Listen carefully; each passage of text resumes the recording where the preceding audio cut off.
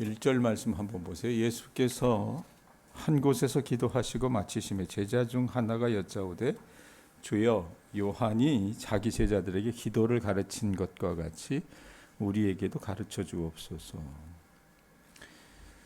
예수께서 한 곳에서 기도하시고 마치심에, 복음서에는 예수님이 기도하시러 가는 장면들이 여럿이 묘사됩니다. 아마도 예수님은 밤늦게까지 사역을 하신 후에도 새벽에 일어나 한적한 곳에서 기도하신 장면들이 많이 있어요. 자, 예수님의 우선순위는 무엇보다도 사역이 아니라 하나님과의 기도를 통한 친밀한 교제였습니다. 자, 이렇게 기도하시는 예수님의 모습은 제자들에게 기도에 대해 좋은 어떤 본보기가 되어 주셨다는 것은 누가 보아도 분명한 일일 거예요. 자, 그런데 어느 날 말씀에 보면 뭐라 그래요? 제자 중 하나가 여짜오되 주여 요한이 자기 제자들에게 기도를 가르친 것 같이 우리에게도 가르쳐 주옵소서. 제자 중 한 사람이 기도하시던 주님의 모습을 보고 요한이 그러했던 것처럼 자기들에게도 어떻게 기도해야 될지 기도를 가르쳐 달라고 요청을 했어요. 그러고 나서 2절부터 4절까지가 우리 잘 아는 내용의 말씀입니다. 어떻게 기도해야 되며 무엇을 위해 기도해야 되는지 구체적으로 알려주신 내용인데, 주기도문을 축약한 거죠. 이 누가복음의 이 주의 기도는. 자, 2절부터 4절 눈이 따라가 주시기 바랍니다. 예수께서 이르시되 너희는 기도할 때에 이렇게 기도하라. 아버지여, 이름이 거룩히 여김을 받으시오며 나라가 임하시오며 우리에게 날마다 양식을 주시옵고 우리가 우리에게 죄 지은 모든 사람을 용서하오니 우리 죄도 사하여 주시옵고 우리를 시험에 들게 하지 마시옵소서 하라. 마태복음의 주님의 기도하고는요, 여러 부분에 있어서 빠진 것들이 있긴 합니다. 자, 그런데 축약한 것이라고 얘기했는데 먼저 뭐라고 기도하세요? 기도할 때 이렇게 기도하라 라고 얘기하면서 뭐라고 이야기를 해요? 아버지여 라는 말을 붙여요. 하나님 아버지를 경외할 것을 전제로 깔고 말씀하시는데, 여러분 이 짧게 축약된 이 누가복음의 주의 기도에서는 예수님이 여러분 하나님을요 어떻게 부릅니까? 주인이나 왕이나 친구나 스승 이렇게 부르지 않고 어떻게 불러요? 기도할 때 아버지라고 부르게 해요. 아버지. 우리나라 사람들은 이 어린아이들이 보통 어렸을 때는 아빠라고 부르죠. 근데 요즘은 뭐 나이 들고 철 들고 이래도 다 아빠라고 부르더라고요. 그 옛날에 아버지 부르면 약간 어떤 경외감이나 조금 어려운 듯한 그런 분위기인데, 이 원어에 보면 이 아버지는 여러분 우리가 생각하는 그런 어려운 부분들은 아니에요. 가족 관계에서 존경과 친밀감을 나타내는 호칭이라고 보시면 된 것 같아요. 그러니까 아버지의 권위를 인정합니다. 그런데 그 권위는 자기에게 생명을 주는 그 아버지의 사랑에 대해서 신뢰를 바탕으로 한 그 관계 속에서 이 권위가 이루어지고 그 관계가 계속된다라는 얘기예요. 그래서 여기 아버지라고 하는 호칭은 우선은 친숙한 표현이라고 보시면 될 것 같아요. 우리로 얘기하면 아빠. 친숙한 표현이기도 하지만 거기에 뭐가 붙는다 그랬어요? 그 아버지에 대한 존경심이 깃들어 있다고 보시면 될 것 같아요. 먼저 아버지 하고 불렀어요. 누구에게 기도하는 거예요, 허정자 집사님? 하나님 아버지, 하나님 아빠에게 기도하는 거예요. 근데 어떻게 기도해요? 아버지여 이러면서 어떤 말이 따라 붙습니까? 이름이 거룩히 여김을 받으시오며, 쉽게 이야기하면 하나님 아버지, 하나님 이름을 성별하시고 우리의 삶과 세상 속에서 아버지의 이름을 거룩하고 신성하게 하옵소서, 뭐 이렇게 뜻을 풀이할 수 있다 그래요. 그러니까 하나님께서 그분이 하시겠다고 선포하신 일들을 먼저 어떻게 하나님 이 땅 가운데 이루어 주시옵소서라고 요청하는 기도입니다. 내 기도 먼저 하는 것이 아니라 그게 내 기도죠. 내 기도 속에 우선순위가 뭐예요? 아버지 하나님께서 하시겠다고 선포하신 일들을 먼저 이루어 주시옵소요. 그 다음에 또 뭐라고 얘기해요? 이름이 거룩히 여김을 받으시오며 다음에 어떤 말이 따라 붙습니까? 나라가 임하시오며. 이게 무슨 뜻이냐? 하나님의 계획과 목적을 제가 수용하고 받아들이겠습니다 라는 얘기입니다. 사람이 어떤 계획보다도 위대한 하나님의 계획을 놓고 기도하는 그 예수님을 떠올리면서 우리 마음과 생각이 여러분 어때요? 처음에는 내가 달라고 기도하다가 내 뜻과 내 생각을 낮춰서 하나님의 뜻에 순종하게 되는 기도를 하게 돼요. 여러분, 우리는 기도를 통해서 우리가 하고 싶은 것, 우리의 욕망을 하나님 앞에 관철시키기보다는 하나님의 뜻에 철저히 깨지고 굴복하는 과정을 경험할 수 있어야 된다 그 말입니다. 자, 이렇게 주기도는 하나님에게서 하나님을 위한 기도를 먼저 드리고 나서 이제 누구를 위해 기도해요? 백권사님 보시면 누구를 위해서 기도합니까?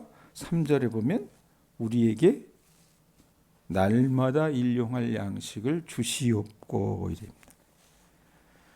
자, 일용할 양식 하면요, 우리는 이거 잘 기억을 못할 수도 있겠지만 유대인들에게 일용할 양식은요, 뭘 떠올리냐면 그들이 하나님께서 이스라엘 민족을 애굽 땅에서 처음 이끌어내실 때 광야 40여 년의 여정 동안에 매일 그들을 먹이셨잖아요. 만나로 먹이셨잖아요. 그걸 떠올리게 하는 거예요. 그러니까 일용할 양식이란 우리가 생존하는 데 필요한 모든 것. 쌀만 달라고 기도하는 게 아니라 허정자 집사님 뭘 기도해야 돼요? 의복도 있어야 될 거 아니에요. 옷도 있어야 되죠. 그 다음에 물도 필요합니까? 기도해야 되고, 그 다음에 주라고 하죠. 거주할 집. 예? 그리고 내가 육체적인 생명을 유지하는데 반드시 필요한 모든 거. 우리 건강. 예? 그 다음에 우리 자녀들을 위해서 기도하는 거. 이런 것들이 다 어때요? 일용할 양식에 포함된다고 보시면 됩니다. 예? 자, 그래 놓고 어떤 기도가 따라붙어요? 우리가 우리에게 죄 지은 모든 사람을 용서하오니 우리 죄도 사하여 주시옵고 기도하렵니다. 이렇게 여러분, 우리 몸이 생명을 유지하기 위해서는 음식이 필요하잖아요. 그렇듯 몸만 중요한 것이 아니라 뭐도 중요해요? 우리 영혼도 중요합니다. 왜? 보통 몸과 마음이라고 하는 이 한글을 여러분 한자로 풀어낼 때 뭐라고 얘기합니까?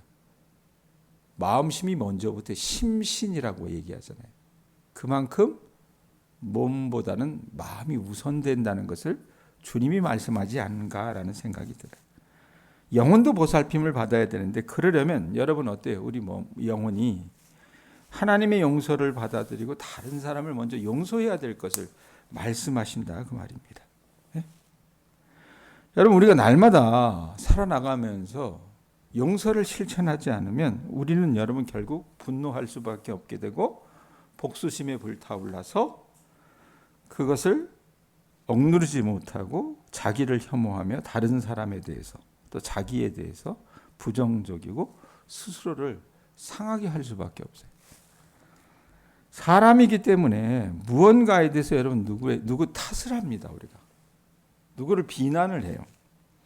또 누구나 다른 누군가에게 해를 끼치고 상처를 주었다는 비난에서 자유롭지 못합니다. 나는 선대하려고 했는데요. 요즘 시대 교인들은 참 재미난 게 뭐냐면 선대하려고 했는데 자기 식대로 해석을 해서 목회자가 가령 자기 스타일이 아니면 그거 가지고 상처받았다 그래요. 예? 그런 경우 있어요, 없어요? 그게 목회자와 교인들의 관계뿐만이 아니라 여러분과 일반인의 관계 속에서도 여러분은 선대하려고 선한 마음을 가지고 했는데 그걸 자기 식대로 받아들여서 이상하게 해석하는 부분들이 있다 그 말입니다. 그렇기 때문에 누군가에게 해를 끼치고 상처를 주었다는 비난에서 부득불 자유롭지 못하게 돼요. 그렇게 누군가가 우리에게 악행을 비치고 있듯이 이제 알아야 될 건 뭐냐면 그럼 우리는 떳떳한가? 하나님께 여러분 더 많은 빚을 지고 있다는 존재라는 것을 알아야 됩니다. 그래서 주님이 하라는 게 뭐예요? 내 영혼을 위해서 제일 먼저 해야 될 게 용서하라고 말씀하시는 거예요.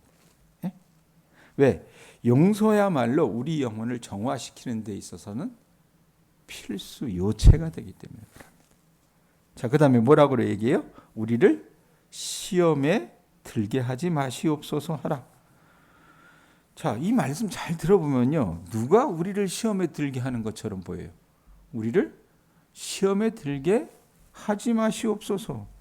마치 하나님이 사람인 우리들을 시험에 들게 하는 상황으로 이끄는 분으로 오해할 수 있게 만들어요. 문구가 그렇잖아요. 그런데 그게 아닙니다. 이 시험은 유혹으로 표현될 수 있는데 우리를 유혹에 넘어가지 않게 하옵소서. 이렇게 푸는 게 여러분 합당할 것 같습니다.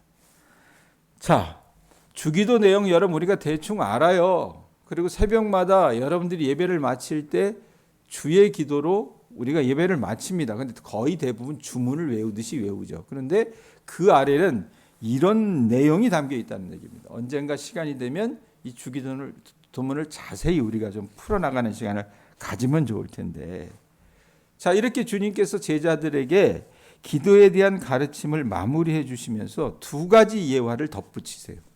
예? 그중 하나가 5절에서 8절인데 5절에서 8절 한번 보세요. 눈이 따라가 주세요. 뭐라고 얘기합니까? 또 이르시되 너희 중에 누가 벗이 있는데 밤중에 그에게 가서 말하기를 벗이여 떡 세 덩이를 내게 구워달라. 내 벗이 여행 중에 내게 왔으나 내가 먹일 것이 없노라 하면 그가 안에서 대답하여 이르되 나를 괴롭게 하지 말라. 문이 이미 닫혔고 아이들이 나와 함께 침실에 누웠으니 일어나 내게 줄 수가 없노라 하겠느냐. 내가 너희에게 말하노니 비록 벗됨으로 인하여서는 일어나서 주지 아니할지라도 그 간청함을 인하여 일어나 그 요구대로 주리라. 자, 이스라엘이 속한 곳은 중동이라 그러잖아요. 이 고대 중동에서는요, 손님을 대접하는 게 신성한 의무였습니다. 뭐 우리도 여러분 이거 비슷한 거 있잖아요. 누구 친구가 내 동네에 오면 여러분 어떻게 합니까? 그 사람에게 밥을 사주는 의미는 나에게 있어요. 그죠? 그 사람이 돈 못 내게 한다는 얘기입니다. 이런 게 거슬러 올라가면은 이때 당시는요, 사람들이 떠돌아다녔기 때문에 이 대접하는 일들이 굉장히 신성한 의무였어요. 그러니 당연히 친구가 찾아와서 청을 하면요, 들어줘야 했고 호의를 베풀어야 했던 게 그 당시 문화였어요. 자, 그런데 문제는 뭐냐면 이 친구가 언제 왔습니까? 한번 보세요. 다시 보세요. 5절에 보면 뭐라고 얘기합니까? 너희 중에 누가 벗이 있는데 이래놓고 언제 왔어요? 밤중에 왔다 그래. 밤중에. 예? 밤중에 왔다는데 문제입니다. 여러분, 이 밤중은 원어로 쓰면은 12시 자정을 이야기합니다. 당시 팔레스타인의 가난한 집은요, 작은 창문 하나 달린 단칸방이 대부분이었다고 합니다. 가난한 집은. 그럼 그 작은 방에 한 식구가 체온을 유지하기 위해서 서로 몸을 부비대면서 잠을 잤을 거 아니에요. 그러다 보니까 누가 와요. 와서 문을 두드리면 부득불 사람이 일어나야 되잖아요. 그럼 옆에 있는 가족들을 깨울 수밖에 없는 그런 상황이 벌어지는 겁니다. 자, 상황이 이렇다 보니 밤중에 잠자리에 누운 사람이 일어나는 것은요, 귀찮고 곤란한 일이었다는 얘기입니다. 본인만 버거운 것이 아니라 본인의 가족에게도 해를 끼치는 일이었어요. 특별히 모든 가족이 잠들어 있는 상황에서는 더욱 그랬겠죠. 자, 그런데 당시 낮에 찾아온 친구의 정은 여러분 대부분 들어줍니다. 그 중동에서는. 그런데 한밤중에 찾아온 친구의 어떤 요청은 들어주지 않아도 된다라고 그렇게 밝혀요. 자, 그런 배경 속에서 우리가 8절 말씀을 읽어보면요, 자정에 찾아온 친구의 요청은 친구라는 이유로 들어주지 않아도 되지만 8절 다시 보세요. 뭐라고 얘기합니까? 내가 너희에게 말하노니 비록 뭐라고 그래요? 벗됨으로 인하여서는 일어나서 주지 아니할지라도. 왜? 밤 늦게 찾아왔기 때문에. 그랬는데 뭐라고 얘기해요? 뭘 인하여서? 간청함을 인하여 일어나 그 요구대로 주리라 그랬어요. 예? 친구의 요청은 친구라는 이유로 밤중에 찾아온 친구의 요청은 들어주지 않아도 돼요. 왜? 잠자야 되잖아요. 그렇지만 계속적으로 체면을 불구하고 그렇게 요청하는 그 졸라대는 그것 때문에 귀찮아서라도 들어주지 않을 수 없다는 말입니다. 이 예화를 들어주시는 건데 이 얘기를 하시고 예수님께서 9절에서 13절 말씀을 덧붙이세요. 간청하라는 그 이야기를 하시면서 9절에서 13절에 뭐라고 얘기합니까? 내가 또 너희에게 이르노니 우리가 잘 아는 말씀에 구하라 그리하면 너희에게 주실 것이요 찾으라 그러면 찾아낼 것이요 문을 두드리라 그러면 너희에게 열릴 것이니. 이거 올 초에 여러분 제가 기도에 관한 설교를 하면서 같이 나눴던 내용이에요. 기억을 하실려나 모르겠지만 구하는 이마다 받을 것이요 찾는 이는 찾아낼 것이요 두드리는 이에게는 열릴 것이니라. 이래놓고 또 다른 예화가 따라 붙습니다. 너희 중에 아버지 된 자로서 누가 아들이 생선을 달라 하는데 생선 대신에 뱀을 주며 알을 달라 하는데 전갈을 주겠느냐. 누가 악할지라도 좋은 것을 자식에게 줄 줄 알거든 하물며 너희 하늘 아버지께서 구하는 자에게 성령을 주시지 않겠느냐 하시니라. 5절에서 8절 말씀과 대조를 이루는 거예요. 5절에서 8절 말씀은 밤중에 찾아온 그 친구의 간청함, 그 부분에 대해서 얘기했는데 이 5절에서 8절 말씀의 비유와 9절에서 13절 말씀을 대조함으로써 오히려 하나님이 우리에게 어떤 분이 되시는지를 극명하게 드러내고 있다고 말입니다. 무슨 말이냐? 어떤 한 친구가 밤중에 찾아와서 졸라대는 자신의 친구의 요청을 간청하니까 들어주지 않으면 잠을 잘 수 없으니까 굳이 들어줄 필요가 없다라고 말할 수 있겠지만 계속 졸라대니 마지못해서 들어준다면 뭐라고 얘기해요? 하물며 하나님은 어떻게 했냐는 겁니다. 하나님은요 우리의 요청을 마지못해서 귀찮아서 들어주시는 분이 아니라는 말이에요. 아셨어요? 예? 하나님은요 온종일 귀찮게 매달려도 우리를 귀찮아하시는 분이 아니라 오히려 어떻게 해요? 사랑으로서 관대함으로써 받아주시며 기꺼이 우리의 요청과 함께 호흡하시기를 기뻐하시는 분이라 그 말이에요. 왜냐하면 그 하나님은 어떤 분이세요? 13절 끝에 보면 뭐라고 그래요? 중간에 보면 누구 아버지라 그래요? 너희 아버지께서, 너희 하늘 아버지께서 이 표현을 합니다. 네? 선한 하늘 아버지가 되시기 때문에 이 말씀을 하는 거예요. 여러분 우리가 기도할 때마다 잊지 말아야 될 게 있다면 하나님은요 우리의 선한 하늘 아버지가 되신다는 그 관계성을 잊지 마셔야 돼요. 누구한테 기도하는 거예요? 성황당에 있는 그 신당에 기도하는 거예요? 예? 불당에 기도하는 거예요? 무당 앞에 가서 기도하는 거예요? 그게 아니에요. 우리 하늘 아버지께 기도하는 거예요. 우리 아버지 되심을 우리가 깨달을 때 어떤 형편에서도 우리가 하나님 앞에 솔직하게 아뢰일 수 있고 그 다음에 아버지가 우리에게 왜 우리 아빠 되시니까 가장 좋은 것으로 채우실 것이라는 그 사실도 의심치 않게 된다 그 말입니다. 비록 우리가 원하던 그 대답을 들을 수 없다 하더라도 아버지가 안 줄 때는 어떻게 해요? 그것 또한 하나님이 나를 사랑해서 허락하시지 않는다는 것을 우리가 깨닫게 된다 그 말이에요. 본문은 여러분 또한 우리가 아버지 되신 하나님께 뭐하라 그랬어요? 구하라, 찾으라, 그 다음에 두드리라. 그러면 우리에게 가장 좋은 것 성령을 주신다고 말씀을 하세요. 여러분 그 성령님은요 거기 보면 성령을 뭐라고 얘기합니까? 너희가 악할지라도 13절에 보면 좋은 것을 자식에게 줄 알거든 하물며 하늘 아버지 너희 하늘 아버지께서 그 좋은 아버지께서 뭘 주신대요? 구하는 자에게 뭘 주신대요? 성령을 주시지 않겠느냐라고 얘기해요. 그러면 성령은 여러분 어때요? 가장 좋은 기도의 응답이라는 얘기입니다. 예? 그 성령님께서 우리의 모든 문제를 능히 헤치고 지나갈 수 있는 힘과 지혜를 주시고 그 너머를 또 보게 해주신다 그 말이에요. 뿐만 아니라 하나님 한 분이면 우리 인생이 부족함 없이 건강하고 풍족함을 누릴 수 있게 되고 진정한 평안 가운데 거할 수 있다는 것도 보게 해주시는 것이 이 말씀이라 그 말입니다. 여러분, 우리가 이 아침에 아주 짧은 시간에 예수님이 가르쳐 주신 기도에 대해서 서툰 채목사의 방식으로 요약하는 것을 들었습니다. 자, 저와 여러분의 기도가 그저 대답도 없는 미신에게 달라고만 칭얼대지 않는 기도가 되었으면 좋겠습니다.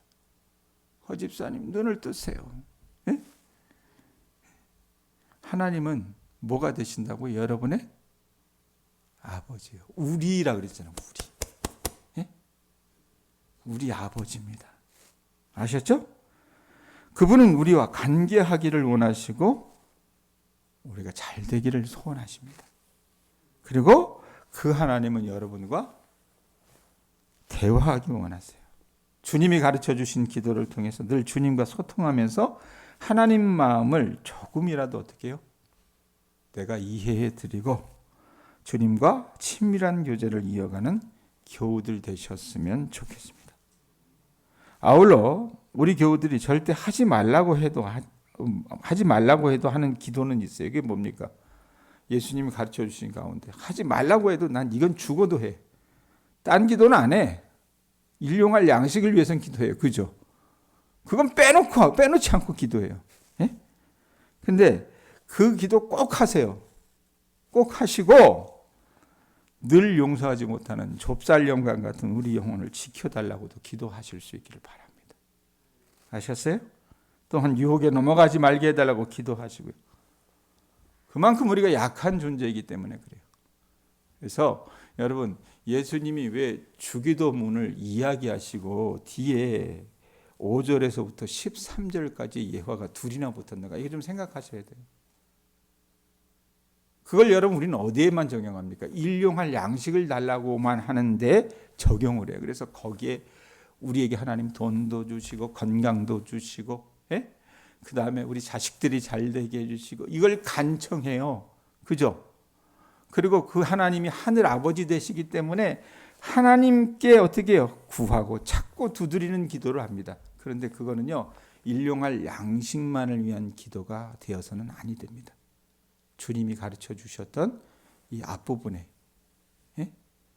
주기도문의 앞부분과 뒷부분의 기도의 내용도 같이 기도할 때 그것을 여러분들이 기도할 때 어떻게 해요? 간청하는 기도. 그 다음에 구하고 찾고 두드리는 기도를 할 때 하늘 아버지께서 여러분들에게 귀한 응답을 주실 줄로 믿습니다. 성령을 주실 줄로 믿습니다. 그렇게 구하시는 주님의 자녀들 되실 수 있기를 바랍니다. 기도하겠습니다.